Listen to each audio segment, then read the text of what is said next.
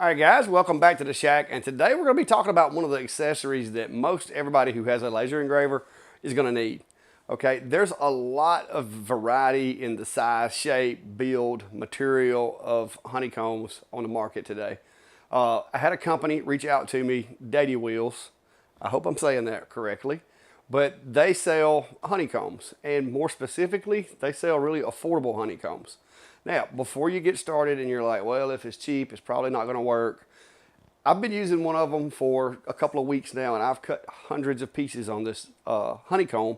And so we're going to kind of go through it, look at it, and I'll give you some of the pros and cons and some of the advantages and disadvantages with having a much more economical honeycomb, because at 80 bucks for a honeycomb big enough for your extended machines, that's a pretty good bargain for what I've paid for honeycombs over the years.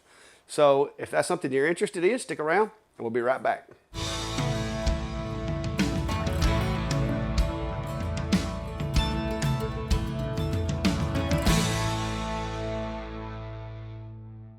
All right, guys, so one of the most important things that I look for when trying to select a honeycomb in my shop and the way that I use honeycombs, being steel and having the ability for magnets to stick to a honeycomb is really critical for me.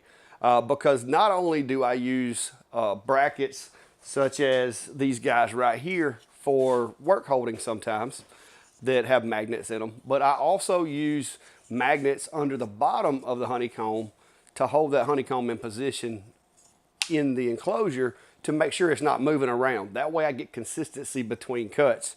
So one of the first things that I look for in a honeycomb is it steel and are magnets going to stick to it, or is it aluminum and they're not? So with this honeycomb, I'm gonna pick it up and show it to you and just kind of walk through it. Honeycombs are not something that's overly complicated, or at least it shouldn't be.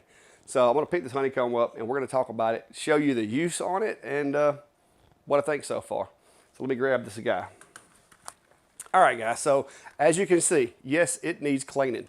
But when they sent me this honeycomb, honeycombs are one of those things that there's not a lot of mechanical parts moving. And so I want to thoroughly test them and use them before saying, yes, it works, or no, it doesn't. All right, so one thing you'll notice, other than the fact that it is dirty and needs to be cleaned, because guys, I have thoroughly tested this. This isn't something I drug out of a box and I'm talking to you guys about. I've been using this thing for a couple of weeks now, and I've cut over 300 or 400 pieces on it and used it. And it is very dirty. It needs cleaning, and we're going to do that today probably.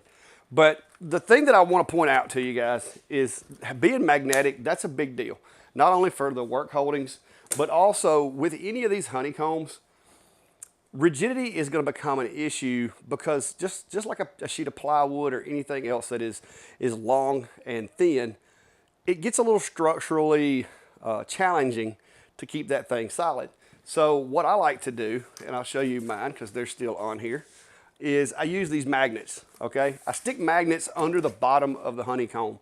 So whether or not the honeycomb, because they all will do this, if you notice, when you hold it, it wants to twist or it wants to sway in the middle occasionally. This one's not terribly bad with the sway, but because it is a large honeycomb, that's always something you need to consider. So I recommend using equally sized, equally spaced magnets, put them under the bottom of the honeycomb, and allow that to kind of act as a spacer. You don't want to put too many of them because the laser will impact them, and over time it's going to kind of eat them up. But I use those in the center of the workpiece, in the center of the honeycomb. And you can see these three guys here are more or less right there in the middle. Well, if you can see them. But all together, as long as you support the honeycomb the way that you should, on all the corners as well as the center, I haven't seen any issues with this guy swaying in the middle or anything like that. I've inspected the best I can the surface of the honeycomb. It's holding up really well to the 40-watt atom stack. There's not any erosion of the metal like you can see with some of the softer, thinner metals, especially with like the aluminum ones. Sometimes the laser will actually erode by melting layers off of it. You can actually start to see a little bit of erosion on the top of them, and this one so far hasn't done that. But all in all, guys, it has the metric measurements on the outside of it. So for you guys that want standard measurements, no luck on that. But for a $75 honeycomb, not bad. It's performed as well as any honeycomb will. I mean, it's a honeycomb. It's not a race car. There's only so many things. The job of a honeycomb is to sit in the work area, provide an air gap underneath the workpiece for the vapors to be dissipated and to not burn. That's pretty much the criteria for a honeycomb. If you properly support it, it doesn't have to be built like a train.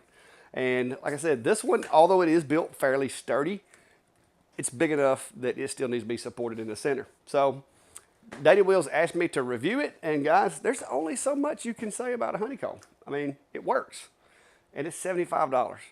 So the price of this honeycomb compared to some of the other ones that I have purchased in the past, you can buy 2 of these and rotate them out cheaper than you can buy one of the competitors. And so far, like I said, using the magnet, supporting it like I do, I have had 0 problems with the honeycomb. So that's the video, guys. I know it's remarkably short for the Shacks content, but that's all I got. So I'll drop a link to it down below. It's going to be an Amazon affiliate link. And if you want to pick one of these up, go ahead and order one. But they come in different sizes also. So even if you're not looking for this one, which is advertised 950 by 500, the legitimate usable work area of the honeycomb itself is actually 905 by 455, which is plenty big for extended machines such as the Atom Stack X40, the X-Tool D1 Extended or Tour, longer. A lot of those machines, this would give you adequate usable workspace on the honeycomb so that your workpiece can lay on there and lay flat. So if you're interested, click those links down below and pick yourself up one. But until next time, guys, be safe and have a good day.